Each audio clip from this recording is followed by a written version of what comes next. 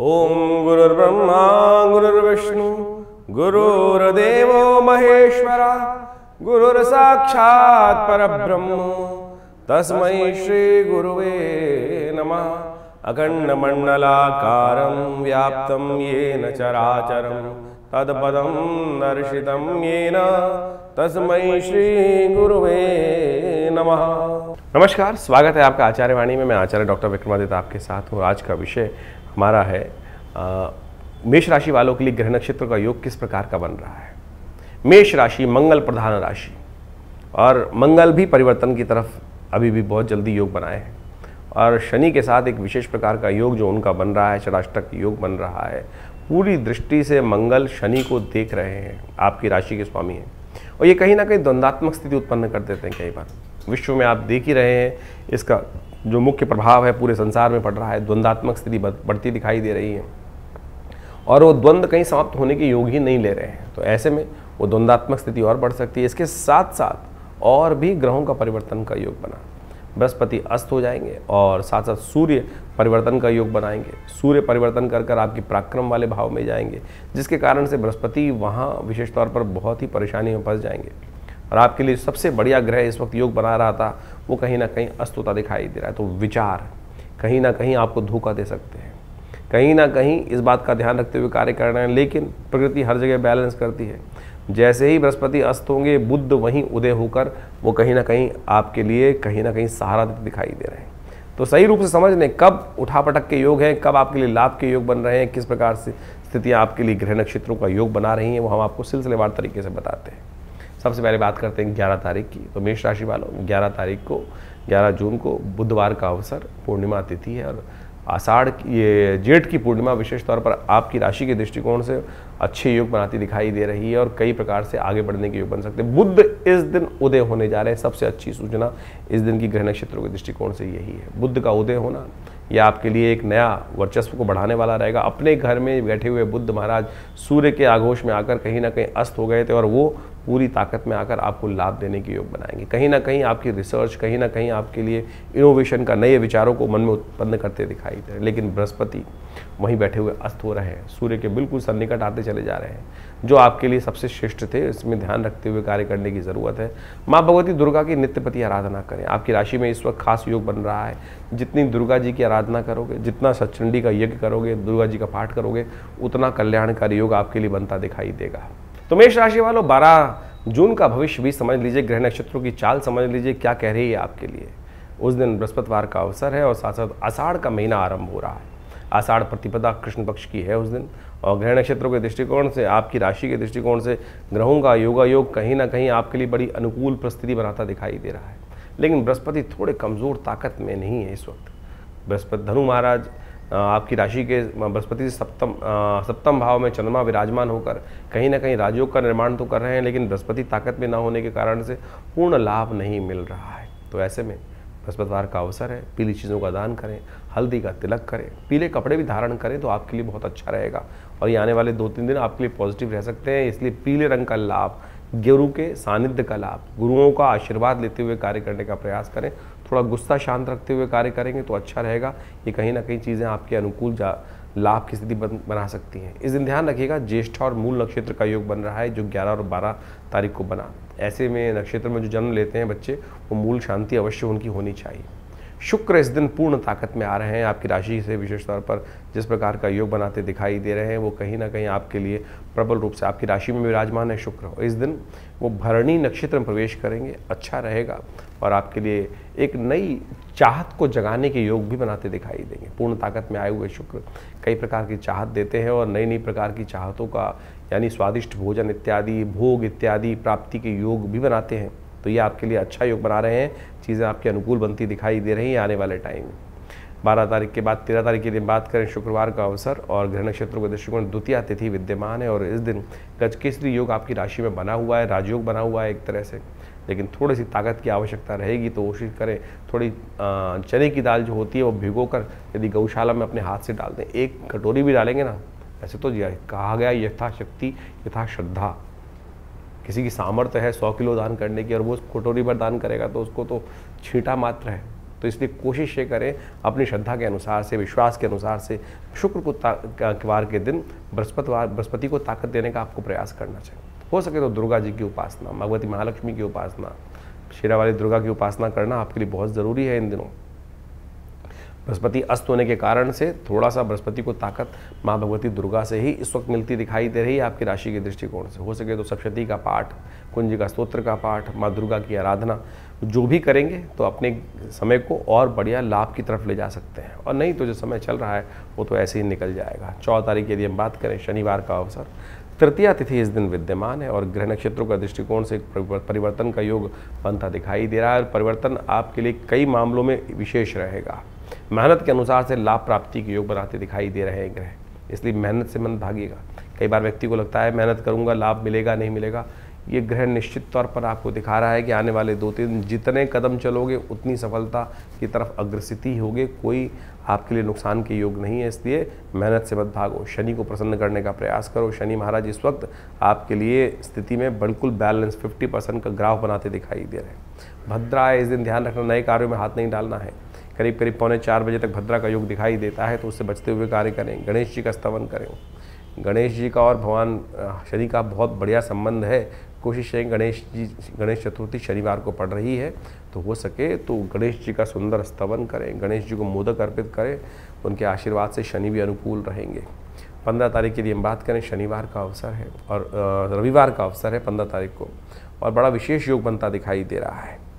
मिथुन राशि में सूर्य प्रवेश करेंगे और आपकी राशि के दृष्टिकोण से तृतीय भाव है, पराक्रम वाला भाव है।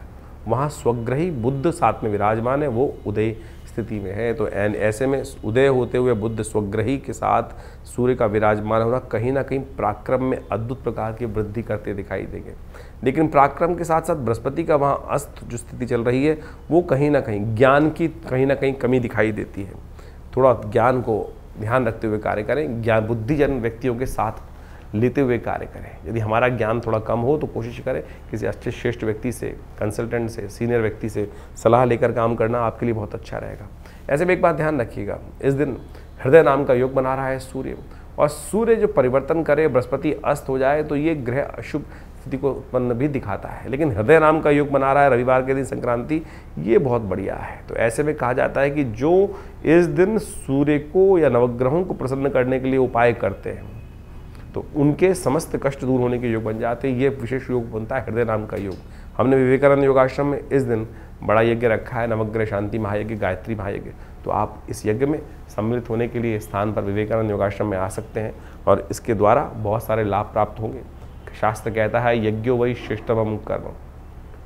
इसमें नवग्रहों के यज्ञ, साथ साथ मंत्रों का यज्ञ हो जाएगा, साथ साथ माँ भगवती दुर्गा उपासना के यज्ञ रहेगा और साथ साथ गायत्री का यज्ञ भी रहेगा। तो आप सादर आमंत्रित हैं। सुबह 6 बजे के आसपास सूर्य परिवर्तन की तरफ चल रहा है, 8 बजे से लेकर करीब 11 बजे तक ये यज्ञ रहेगा। आइए, भंडारे के साथ बड़ा कार्यक्रम है, उसमें बैठे हमारे साथ यज्ञ करें, भगवती कृपा से लाभ प्राप्ति की योग बने। जो अपना स्थान आरक्षित कराना चाहते हैं फ़ोन पे संपर्क साध सकते हैं। बात कर लेते हैं 16 तारीख की। मेष राशि वालों, 16 तारीख के दिन सोमवार का अवसर, पंचमी तिथि विद्यमान है और ग्रह नक्षत्रों के दृष्टिकोण से आपके लिए ग्रहों का योगायोग जो बन रहा है कहीं ना कहीं आपको लाभ की तरफ अग्रसित करता दिखाई देगा। चीज़ें आपके अनुकूल हो सकती हैं। आपके विशेष तौर पर जिनको आप दुश्मन समझते हैं वो भी आपको लाभ देने के योग बना सकते हैं, ऐसे योग बनते दिखाई दे रहे हैं। आपसे जो नीचे वर्ण के लोग हैं वो विशेष तौर पर आपको लाभ देने के योग बना सकते हैं। ऐसे में ग्रह नक्षत्र दिखाते हैं कि पाश्चात्य क्षेत्रों से आपको विशेष तौर पर लाभ प्राप्ति के योग बनते दिखाई देंगे और मलेच्छों से लाभ प्राप्ति के योग इस वक्त ग्रह नक्षत्रों के दृष्टिकोण से आपके लिए खास तौर पर बनते दिखाई दे रहे हैं। ऐसे में थोड़ा आगे बढ़ने का प्रयास करें, दूध इत्यादि का दान करें, बड़ों का दूध इत्यादि का दान करना आपके लिए बड़ा अच्छा रहेगा। ग्रह नक्षत्रों के दृष्टिकोण से साफ साफ योग बन रहा है। इस दिन पंचक आरंभ हो जाएगा, करीब दोपहर को 1:10 से पंचक आरंभ होने के योग बना रहे हैं दिल्ली के पंचांग के अनुसार से। तो ध्यान रखना है, आने वाले 5 दिन यदि किसी की मृत्यु हो गई है तो दाग संस्कार कराते वक्त अवश्य पूर्ण संस्कार का पालन करने का प्रयास करें। तृण एकत्र ना करें, घास एकत्र ना करें, छत डालने का काम ना करें, लकड़ी एकत्र करने का कार्य ना करें। इन्हीं उस कार्यों के लिए ये पंचक निषेध होते हैं। नहीं तो लोग भ्रांतिवश ये कर लेते हैं, गाड़ी नहीं खरीदते, ये नहीं खरीदते, उन सब के लिए कोई पंचक का दोष नहीं है। तो ऐसे में बुद्ध महाराज और ताकत में आ रहे हैं, ये आपके लिए बहुत अच्छा रहेगा। बुद्ध की पूर्ण ताकत में आना ये आपके लिए बहुत अच्छा, नया कहीं ना कहीं इनोवेशन, नया कहीं ना कहीं विचार मन में उत्पन्न होने की योग बनाते दिखाई देंगे। लेकिन बृहस्पति का उपाय लगातार करना पड़ेगा आपको। हम एक अलग से वीडियो बनाया है हमने, जो बुद्ध बृहस्पति को क्या लाभ, किस प्रकार से ताकत देनी है, वो आप अच्छे से आगे उसमें समझ सकते हैं। 17 तारीख की यदि हम बात करें, मंगलवार का अवसर, षष्ठी तिथि विद्यमान है इस दिन ग्रह नक्षत्रों के दृष्टिकोण से। और ग्रह नक्षत्रों के दृष्टिकोण से ग्रहों का योगायोग जो बन रहा है वो भी समझ लीजिए आपकी राशि के दृष्टिकोण से। ये दिखा रहा है विशेष तौर पर कैसे भटके हुए लोग, जो जिनका ना थॉट ना ठिकाना, उनके साथ पंगा ना, उनके साथ ना संबंध बनाए। कई बार क्या होता है कि कई बार किसी का फ़ोन आ गया आपके पास ऐसे ही, और फ़ोन करते ही आपने बात कर ली, थॉट ठिकाना, यानी कोई रमता हुआ व्यक्ति, बाजार में घूमता हुआ व्यक्ति आया और उसके साथ आपने बातचीत करी, उसने कहा ये काम कर लो, लाभ दे दूंगा। तो ऐसे में ऐसे जो जिनका ना जानते हो ना पहचानते हो, किसी का फ़ोन ही आ गया। आजकल तो फ़ोन पे बहुत सारे स्कैम चल रहे हैं। तो ग्रह नक्षत्र दिखा रहे हैं कि इन दिनों आपके लिए ऐसे जो अनोनिमस लोग हैं, जिनका कोई जान ना पहचान नहीं है, आप जानते नहीं हैं, उन लोगों से संबंध बनाने से पहले थोड़ा विचार के कार्य करने का प्रयास करें, अन्यथा फंस सकते हैं। ग्रह नक्षत्र साफ साफ आपको इस तरफ बचाने का प्रयास कर रहे हैं। ग्रह नक्षत्र तो फंसाने का प्रयास कर रहे हैं, आपको बचना पड़ेगा, खासतौर पर ज्ञान के द्वारा। ध्यान रखिएगा, भद्रा है, नए कार्यों को आरंभ करने से बचना चाहिए। करीब करीब 2:45 के बाद भद्रा आरंभ हो जाएगी, उससे पहले पहले रवि योग है, वो आपके लिए अच्छा है, नए कार्य आरंभ करने की तरफ दिखाता है। और यदि हम बात कर लें 18 तारीख की, तो मेष राशि वालों के लिए खासतौर पे क्या योग है वो भी समझ लीजिए। इस दिन बुधवार का दिन है और साथ साथ सप्तमी तिथि विद्यमान है। ग्रह नक्षत्र परिवर्तन की तरफ जा रहे हैं और ये परिवर्तन कहीं ना कहीं थोड़े से अननेसेसरी नुकसान की तरफ आपको अग्रसित करता दिखाई दे रहा है, इसलिए ध्यान रखें, अननेसेसरी खर्चे ना बढ़ाएं। ऐसी स्थिति हो सकती है जो काम का चीज़ नहीं है वो भी आप अपनी ज़बरदस्ती उस लाइफस्टाइल को सुधारने के चक्कर में कहीं ना कहीं उनकी तरफ ज़्यादा आकर्षित हो सकते हैं। तो ऐसे में थोड़ा ध्यान रखते हुए कार्य करें। हो सके तो भगवान शिव की आराधना करें, वो आपके लिए बड़ा अच्छा रहेगा। कालाष्टमी है, शिव की उपासना करने से कष्ट निवारण करने का योग बनता है। सो और भगवान शिव पर बेलपत्र अर्पित करें, पूजन करें, उनका दूध इत्यादि उन्हें अर्पित करें, कल्याण होगा। 19 तारीख को भी जान लीजिए मेष राशि वालों के लिए कैसे योग बनते दिखाई दे रहे हैं। बृहस्पतिवार का अवसर है, अष्टमी तिथि इस दिन विद्यमान है और ग्रह नक्षत्रों के दृष्टिकोण से आपके लिए जो योगा योग बनता दिखाई दे रहा है वो खासतौर पर आपको समझने की आवश्यकता है। और ऐसे में चंद्रमा परिवर्तन करके आपकी राशि के 12वें भाव में शुक्र के साथ विराजमान हो गए हैं और ग्रह नक्षत्रों के दृष्टिकोण से खासतौर पर शनि के साथ विराजमान हो गए हैं।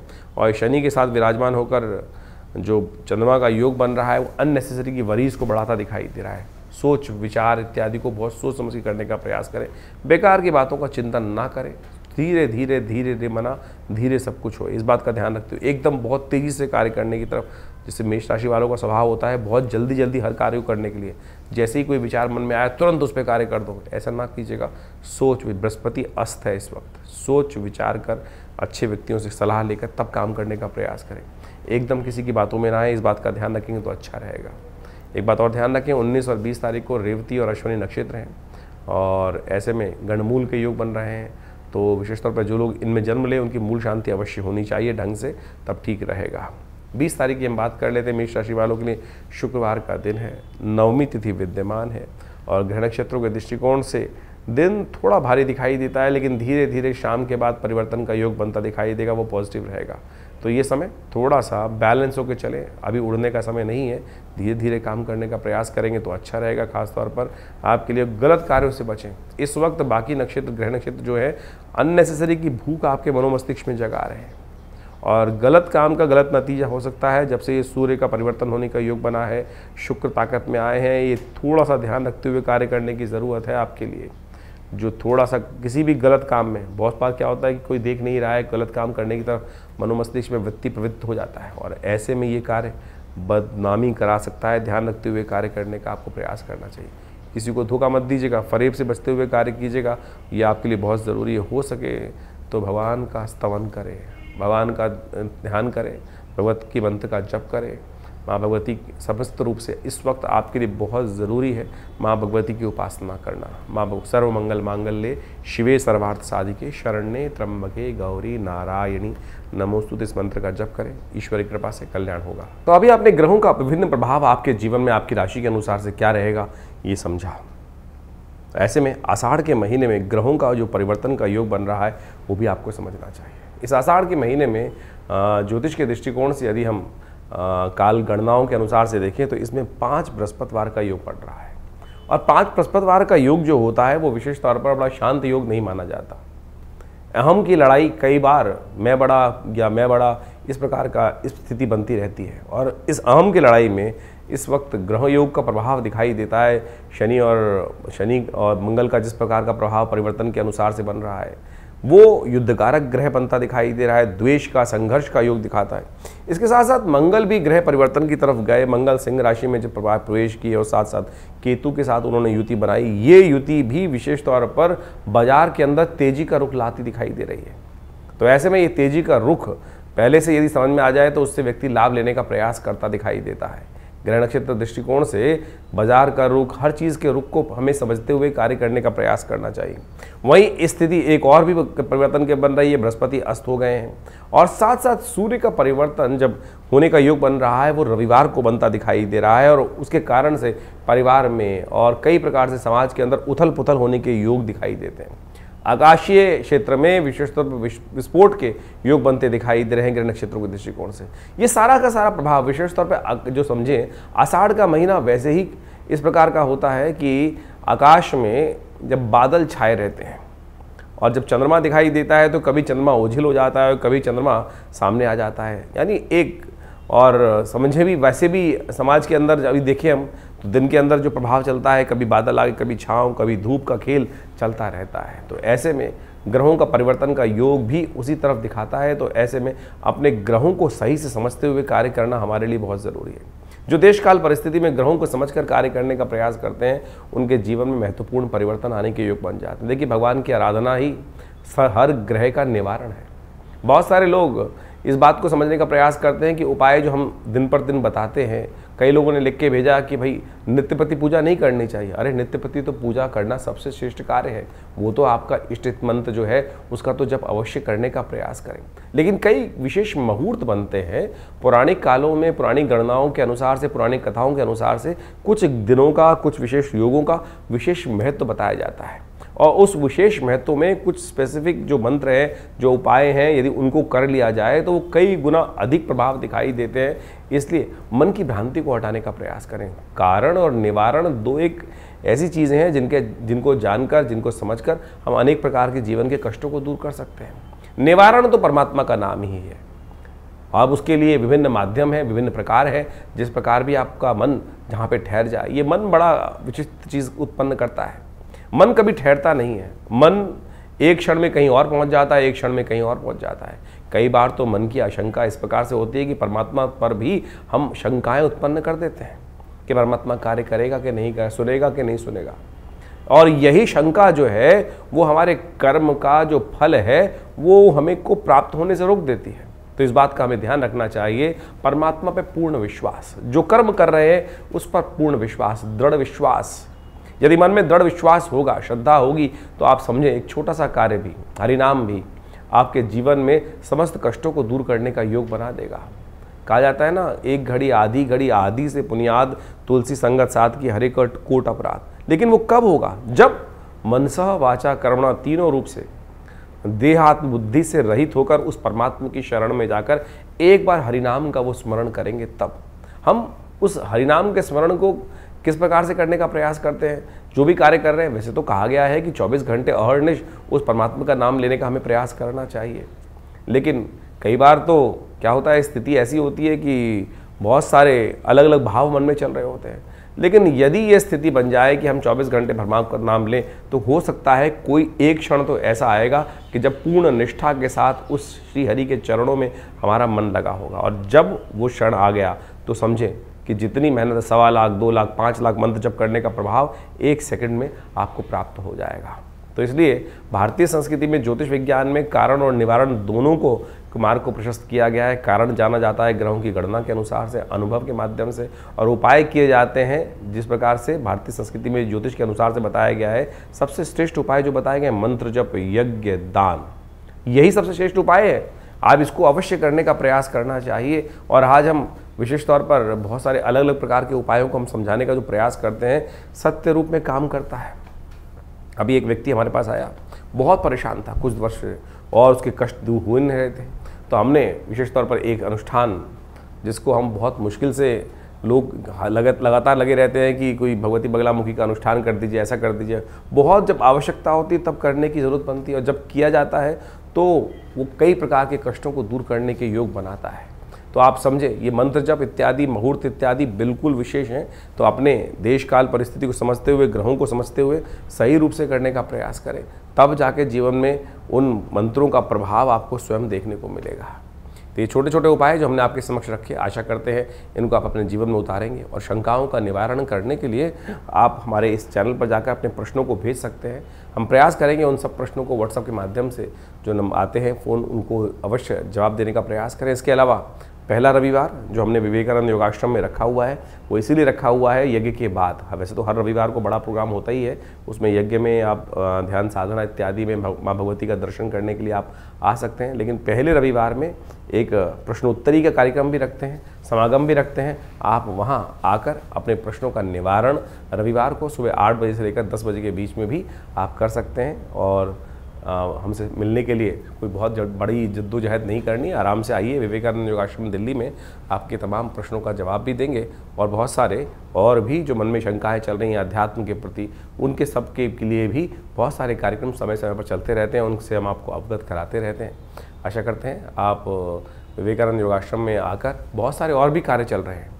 आपकी सूचना के लिए हम बता दें, यहाँ विवेकानंद योगाश्रम में एक हॉस्पिटल है बड़ा, योगा प्राकृतिक चिकित्सा आयुर्वेद का हॉस्पिटल है, और वहाँ नित्यप्रति बहुत सारी व्यवस्थाएं भी रहती हैं। और अभी विश्व योग दिवस के अंतर्गत पूरे जमुनापार में सबसे बड़ा कार्यक्रम भारत सरकार के साथ मिलकर, आयुष मंत्रालय के साथ मिलकर किया जा रहा है, जिसमें 15,000 आदमी एक साथ मिलकर योग करेंगे। 21 तारीख को आप भी उसमें भी यमुना स्पोर्ट्स कॉम्प्लेक्स में एक कार्यक्रम रहेगा, आप उसमें भी सादर आमंत्रित हैं। सुबह 6 बजे से लेकर और करीब करीब 9 बजे तक ये कार्यक्रम रहेगा जमुनापार में, यमुना स्पोर्ट्स कॉम्प्लेक्स में। उसमें भी आप आकर हमारे साथ पूरा स्वस्थ भारत के निर्माण के लिए सुंदर योग का कार्यक्रम में भाग ले सकते हैं। धन्यवाद, नमस्कार।